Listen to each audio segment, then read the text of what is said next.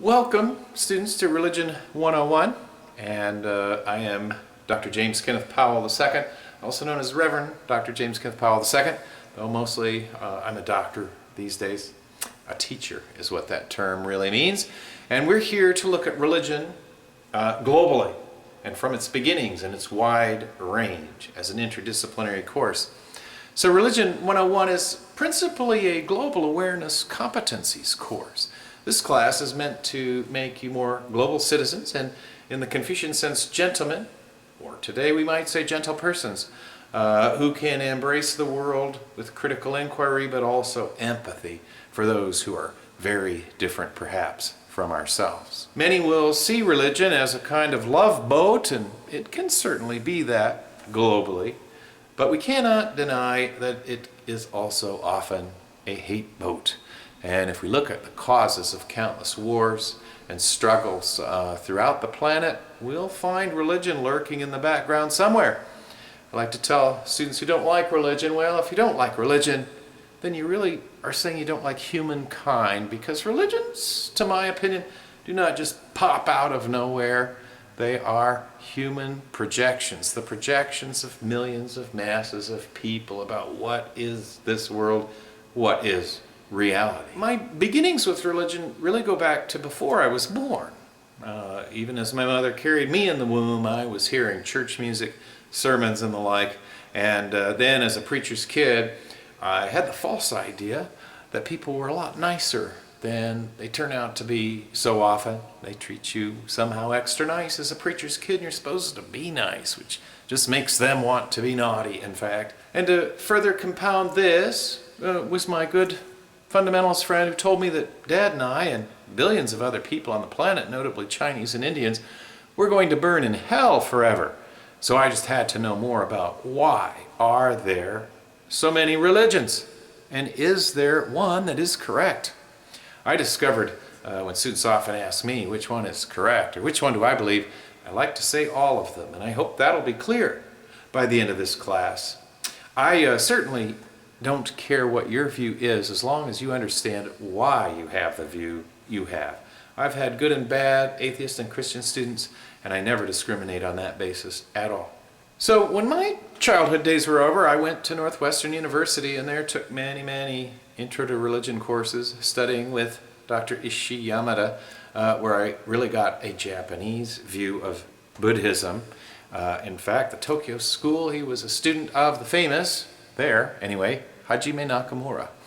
And with him, really I got a very different perspective on just the nature of reality, and I think a pretty kosher understanding of Asian religion, really all of those from study with him. After that I went to Cambridge, and there I took the New Testament with my next beloved advisor, Christopher Rowland, who, arguing from a liberation theological standpoint, revealed to me the pretty radical nature of the early Christian communities. And there also I was able to cut through centuries of dogma about who is this Christ and what is this church.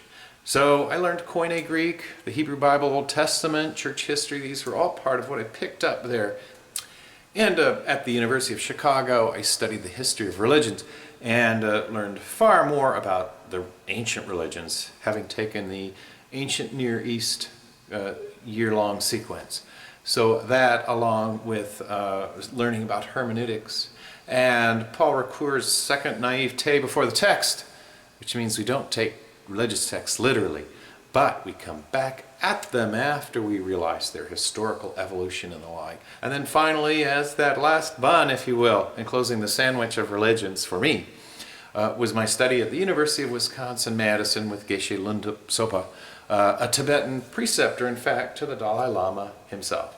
There, I got a very different perspective on Asian religions, a Tibetan as opposed to a Japanese view, and I can say I picked up the stereotypes both have of both. These are things I picked up at my schools. Throughout my studies, I've met so many from so many different religions. I have yet to meet a Zoroastrian, but I'm always enthused to talk about religion. This course has two major components.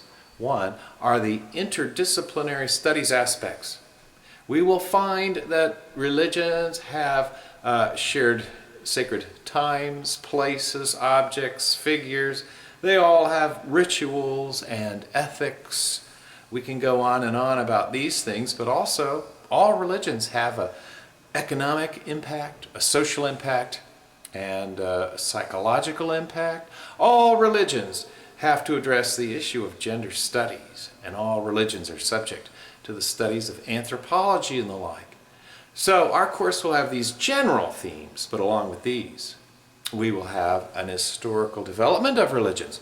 So we'll start with the tribal religions and see the importance of the shaman in every tribal culture known to humankind.